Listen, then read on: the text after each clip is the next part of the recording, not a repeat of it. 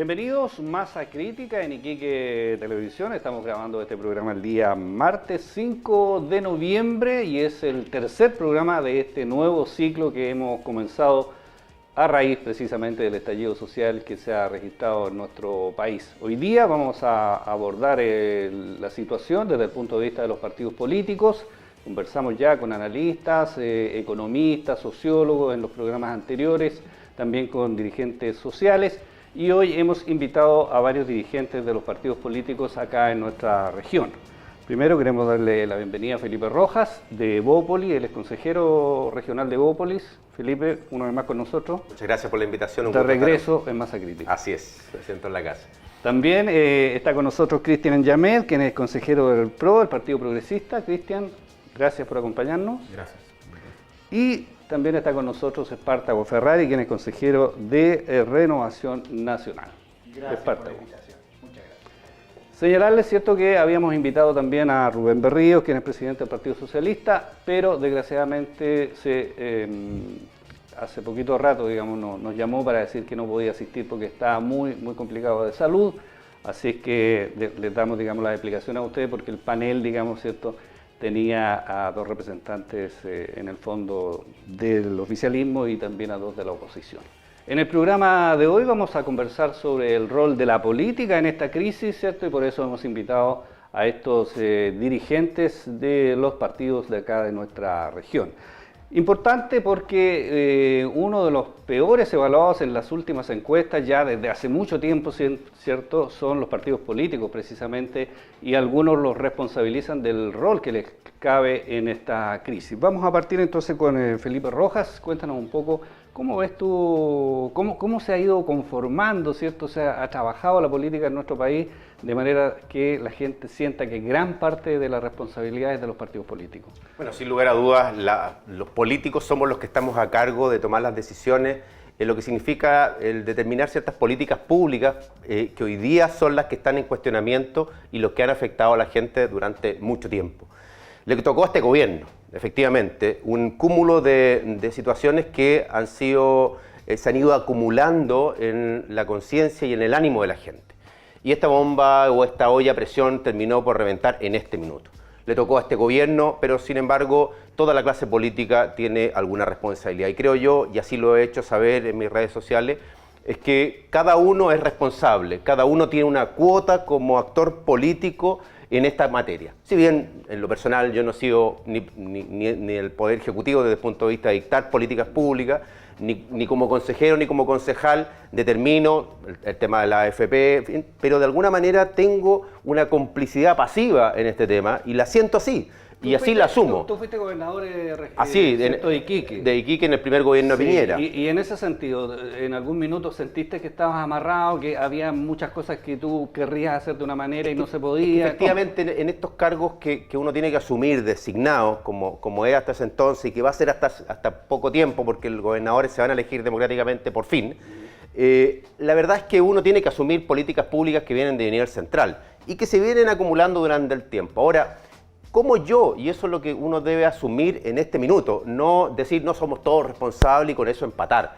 Aquí yo soy responsable, partir con lo que yo he podido hacer y desde ese punto de vista todos tenemos que asumir una cuota de responsabilidad en este tema. Ergo, no solo eso debe hacerse, sino que ahora tomar acción de cómo podemos empezar a resolver desde lo que nos corresponde a cada uno de nosotros. En mi caso como consejero regional, como un concejal, un alcalde, y obviamente el gobierno de turno junto con los parlamentarios tienen la mayor de las responsabilidades frente a lo que se viene. Creo que ese debiera ser el ánimo para construir un nuevo pacto social o un nuevo acuerdo social tendiente a resolver los temas de fondo. Vamos a conversar, ¿cierto?, en los otros bloques respecto de la solucionática del tema, porque primero vamos a partir por la problemática. Cristian Yamed, tú eres del PRO, un partido, ¿cierto?, que lideró Marco Enrique Ominami durante mucho tiempo y que venía de alguna manera, ¿cierto?, a airear, se suponía, la política. A él le fue muy bien, en esta región le fue muy bien, ¿cierto?, y de repente resultó que él se vio involucrado, ¿cierto?, con el tema de los viajes, del avión, de Brasil, en fin, y al final quedó bastante enlodado, digamos, en términos públicos. Y este partido que, ¿cierto?, parecía una esperanza para muchas personas, definitivamente también se vio en la borrasca, digamos, metido en la borrasca. ¿Qué dices tú? ¿Cómo asumes, digamos, esa crítica? O sea, dos cosas. Una, no hemos sido gobierno, ni con Bachelet. No tenemos la responsabilidad de haber tomado decisiones a espaldas de la ciudadanía.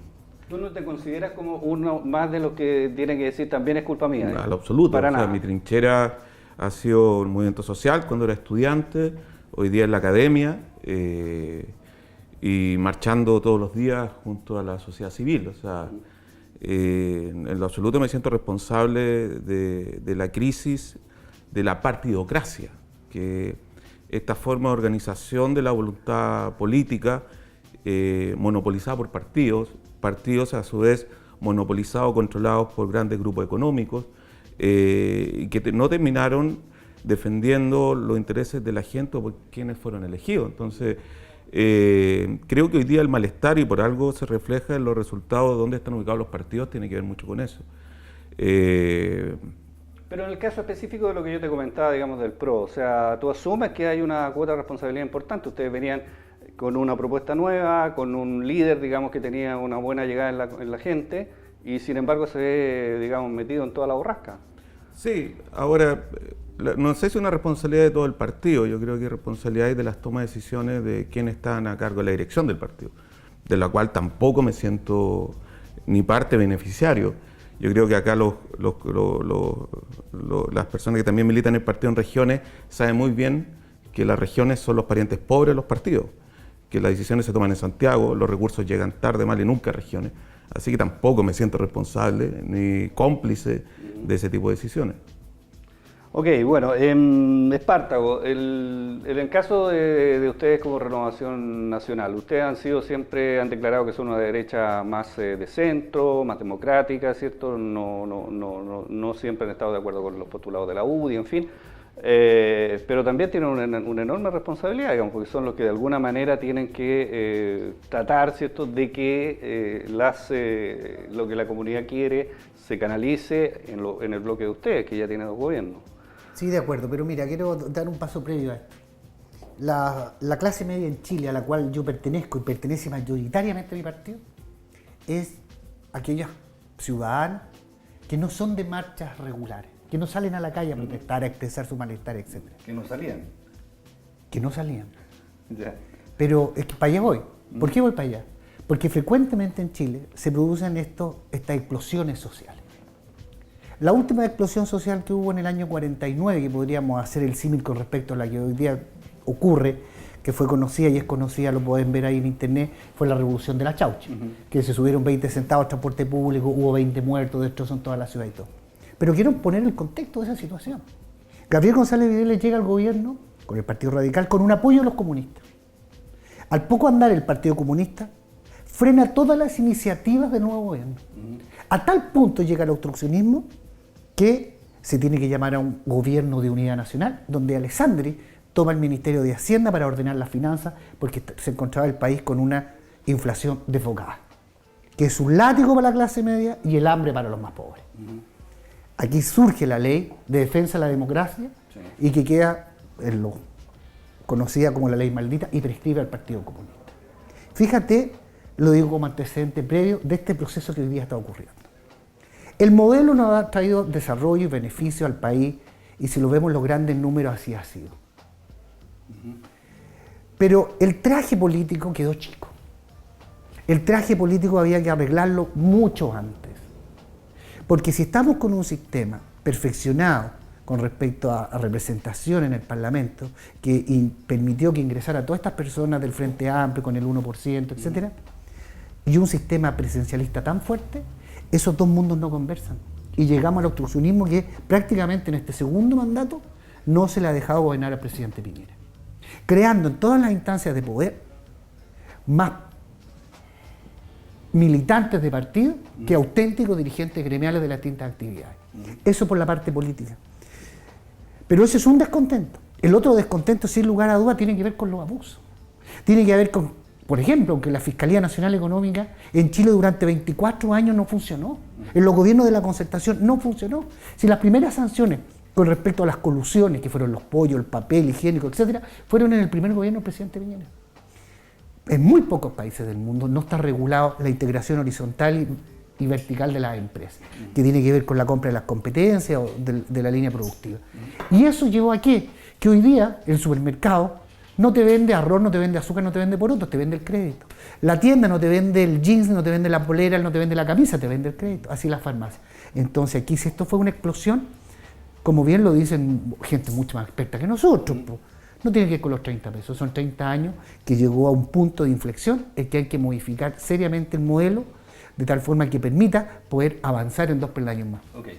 Felipe, el segundo gobierno del presidente Piñera, ¿cierto? Se caracterizó, digamos, desde el punto de vista de la campaña por una nueva agenda social, ¿cierto? Por una serie de la nueva clase media, ¿cierto? Se habló de una serie de cosas que pretendían, ¿cierto?, atacar estos problemas de desigualdad en el país, pero ya han pasado 2 años y pareciera que o eran medidas muy de parche o eran realmente no, ¿cierto?, no abarcaban en el fondo el problema, digamos, se requerían, como han dicho algunos, ¿cierto?, cirugía intensiva, digamos, y lo que venían en el proyecto y en el paquete de gobierno eran píldoras, eran aspirinas.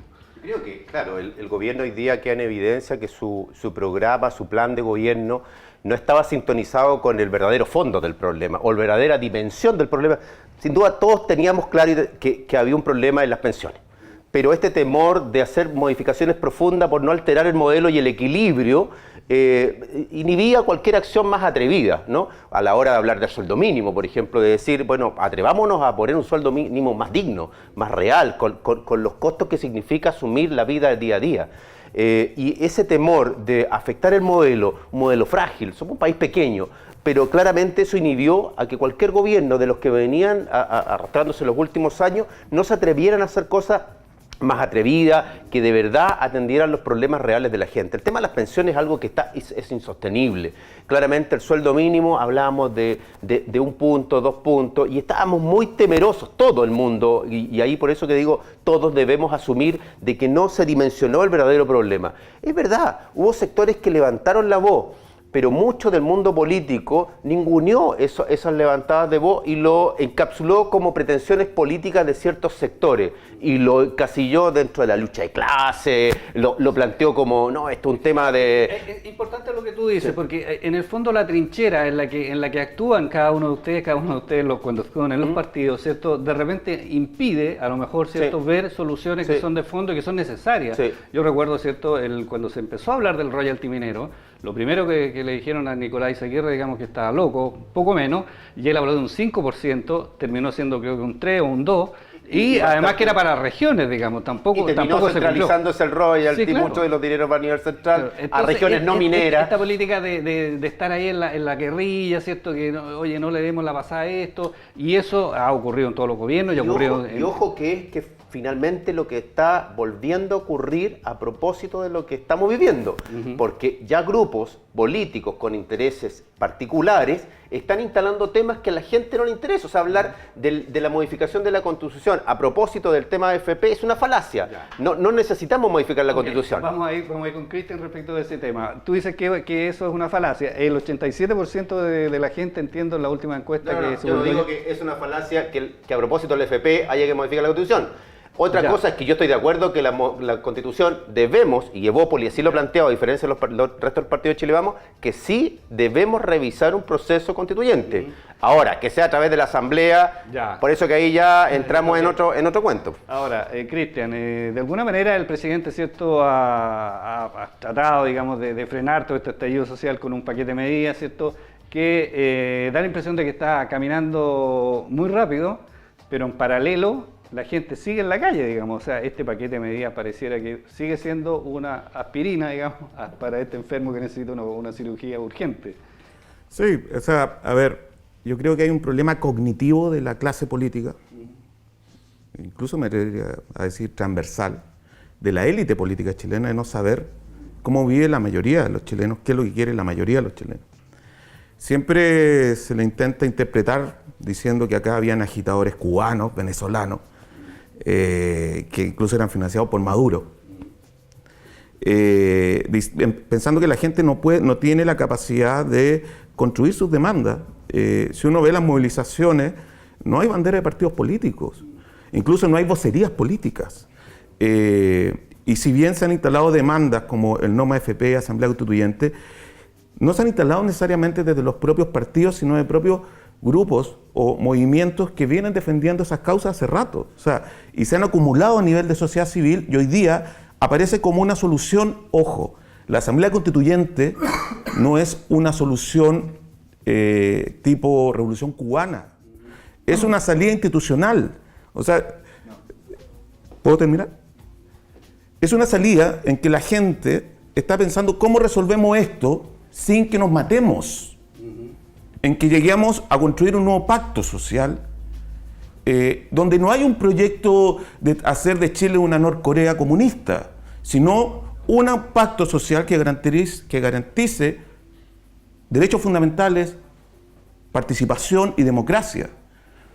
Yo de verdad creo que la clase política no se merece la sociedad civil que tiene, que es una sociedad civil muy cívica, que está haciendo cabildos.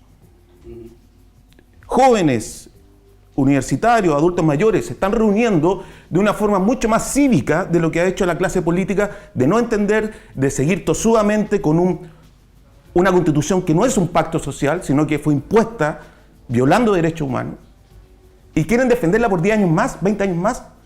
Eso significa que la crisis no van a parar. Es no entender nada de lo que está pasando con la sociedad civil. Ok. Espartaco, ¿tú no estás de acuerdo con eso? Es que fuera la consigna creo que hay que ser tremendamente riguroso con algunos conceptos porque se malentienden. Esto de la Asamblea Constituyente no es una salida institucional por cuanto no existe la institucionalidad chilena. Punto, así de claro. Segundo, algunos ejemplos nomás de asambleas constituyentes. Bueno, Venezuela, Bolivia, Camboya. Bueno, no vamos a decir que son ejemplos de bienestar ni de modernidad. Colombia entonces, y no terminó en una dictadura comunista. Está bien, pero yo estoy poniendo antecedentes en la mesa. No quiero discutir con nadie. Simplemente quiero expresar opinión. Mire, yo creo que efectivamente el tema de la modificación constitucional sí se requiere. Y ahí Renovación Nacional va a concurrir con todos los votos que sean necesarios. ¿Cuáles modificaciones constitucionales? Básicamente lo que tiene que ver con el traje de la administración política. Nosotros apoyamos que haya una gran participación en términos de cabildos, de reuniones, de participación, por supuesto. Pero cuidado, que no nos dejemos llevar por la tentación de esos politiqueros que andan buscando la polilla, la cuña, la foto fácil, y hacernos entender o creer que el problema de Chile, de las pensiones, de los remedios, de la educación, está en la Constitución. Eso es vestirse con ropa que no les corresponde. La ciudadanía aquí se manifestó con temas claros, contundentes. Y dentro de esos temas está la reforma constitucional. Pero hoy día querer presentarlo como prácticamente o es Asamblea Constituyente o no es nada, creo que es infantilizar todo el movimiento y a un aprovechamiento político burdo. ¿Existen las instancias institucionales para modificar la Constitución? Están.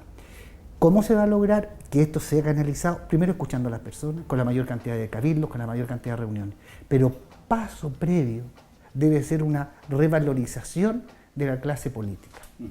El ministro Sichel, ¿cierto?, tiene la visión que le entregó el presidente Piñera de generar, ¿cierto?, reuniones desde el punto de vista de la institucionalidad, ¿cierto?, al margen de los cabildos autoconvocados que se están realizando en todo el país y en todos lados, porque no tienen ninguna legitimidad en términos políticos, digamos, ¿cierto?, son un buen ejercicio ciudadano, pero que no tienen... claro.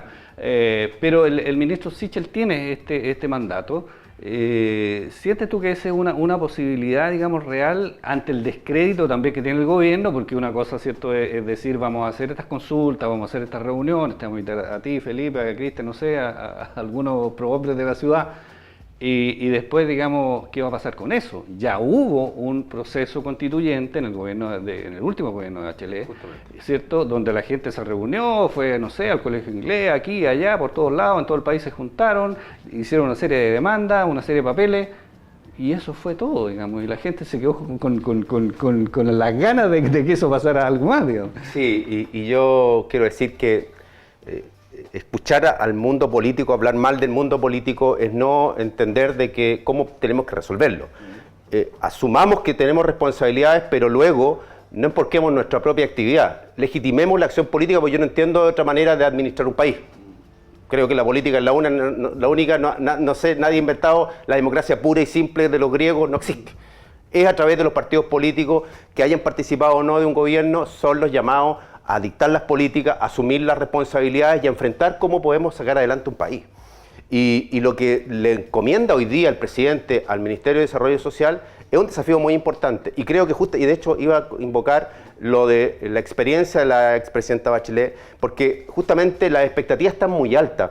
Y empezar un proceso sin entender verdaderamente cómo se debe hacer para que de verdad recoja la opinión de la gente y no de los partidos que van a participar de estos cabildos para poder instalar sus ideas políticas, que dicho sea de paso, mucha gente ya se ha dado cuenta, la comunidad no es tonta. Lo que pasa es que hay sectores políticos que creen que las puedes engañar, pero hoy día la gente está muy atenta y lo que quiere es resolver sus problemas de fondo. Si pasa por modificar ciertos aspectos de la Constitución, perfecto. Todos estamos disponibles, ya creo que no hay dos voces. Pero otra cosa es que nos perdamos en esto. Lo que el centro, de verdad, hay un orden de prioridades y hay una cuestión que es central y que es resolverle la vida a la gente que hoy día lo está pasando mal. Cuando uno va a la calle, porque algunos dicen yo voy a las marchas, perfecto, me parece bien que vayan a las marchas. Yo he sido súper respetuoso de no participar en algunas marchas porque en algunas me ha invocado, cuestiones que me invocan. Mi madre recibe una pensión de 100.000 pesos, que es una pensión de pobreza, y si no fuera por algunos hijos que la podemos ayudar, derechamente estarían como muchas personas viviendo una circunstancia muy compleja. Entonces, hay un orden de prioridades que podemos resolver hoy, y yo espero que el gobierno tenga la claridad para distinguir la prioridad y no perderse en esto, porque finalmente lo que puede pasar es que hagamos cabildo, que desarrollemos una institucionalidad para recoger la opinión de la gente y que no esté validada. Creo que eso, no por apurarse, no hay que apurar caballo flaco, no hay que poner la carreta delante de los bueyes, vámonos despacio. Y ahí yo le hago una contribución, una crítica al presidente. Yo creo que tiene que tomarse los tiempos adecuados para que esto de verdad fluya. Si nos anticipamos por tratar de tener una respuesta pronta, muchas veces nos podemos atolondrar. Y yo creo que ahí debe tomarse el Ministerio de Desarrollo Social los tiempos necesarios. Mira, la mala experiencia de lo que significó, y yo fui crítico, me significó varios tirones de oreja, pero no importa, la consulta indígena. La consulta indígena fue un mal proceso llevado adelante, que significó tener que retroceder en esta tremenda oportunidad de construir una nueva ley indígena. Y hoy día estamos a foja cero. Es una mala experiencia de tomar la opinión de la gente, así como también en el gobierno anterior se cometió. Creo que no, desde el Estado no lo hacemos muy bien y quizás debiéramos horizontalizar más estas decisiones. Okay. Cristian, el presidente el segundo día de la crisis, ¿cierto?, salió ahí en Palacio en una reunión cuando precisamente presentó el ministro Sichel y habló de que en Francia se había hecho un proceso, ¿cierto?, de consulta, que Macron había, ¿cierto?, podido frenar, digamos, todas estas protestas que había en Francia.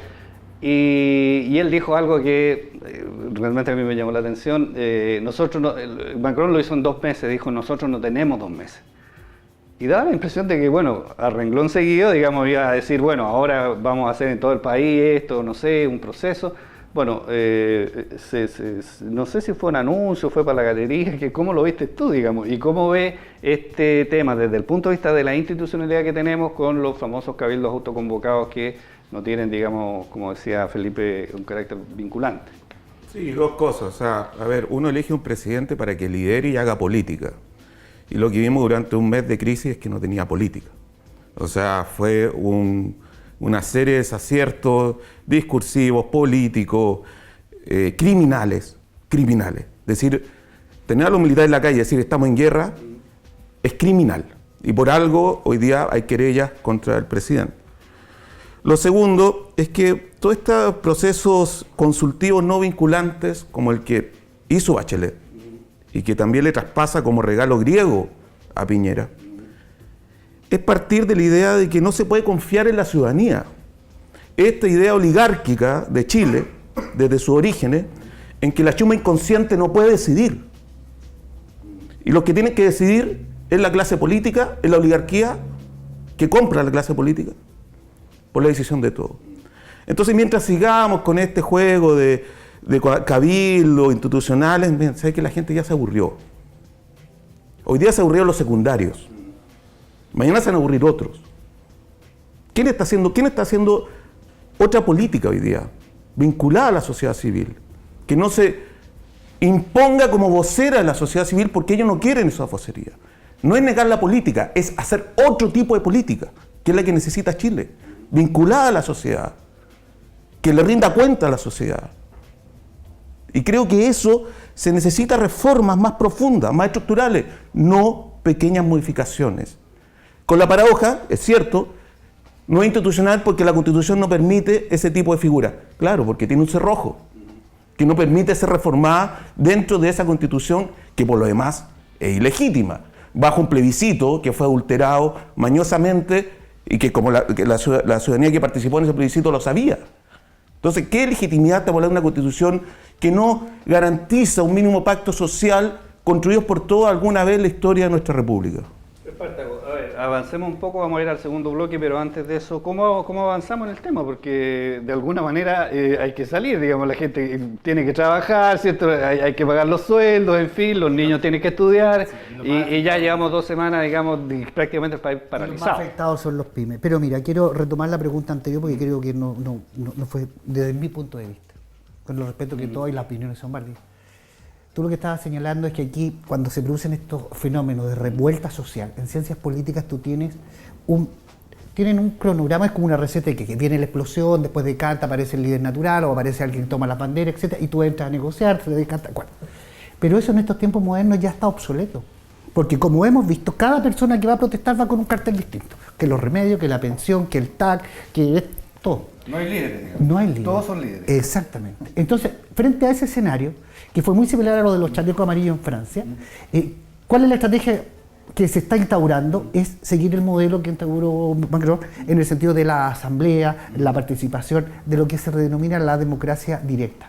Con todas las deficiencias que puedan tener, tomando una base de democracia directa, canalizarlo hacia la democracia participativa, que es la que tenemos nosotros. Para terminar, quiero ser suficientemente claro con esto. La Constitución que nos rige hoy día es prácticamente la misma Constitución del año 20, con muy pocas diferencias. Esta Constitución ha tenido una serie de modificaciones y la última fue firmada por el presidente Lago y por el señor Francisco Vidal. Entonces, ¿qué es lo que quieren cambiar en el fondo? Y ándate con cuidado, que mira que el diablo se viste con sus mejores ropajes para seducir a los más incautos. Y cuando hablamos de cambiar, que es, dice la Constitución, el rol subsidiario del Estado, que resulta medio dificultoso, al rol solidario del Estado, el rol solidario del Estado, en términos concretos y reales, sin tapujos, sin estas máscaras, es el instaurar en Chile el socialismo real. Así de simple. No tiene ningún otro... Bueno, segundo, poner en duda el derecho de propiedad nos va a quitar las bases de todo el desarrollo y progreso que hemos tenido. Bueno, ahí tenemos 2 puntos interesantes, digamos, el derecho a propiedad, ¿cierto? Me parece un tema clave. Vamos a hacer un alto, ¿cierto? Estamos en Masa Crítica en Iquique Televisión y ya estamos de regreso en el segundo bloque del programa.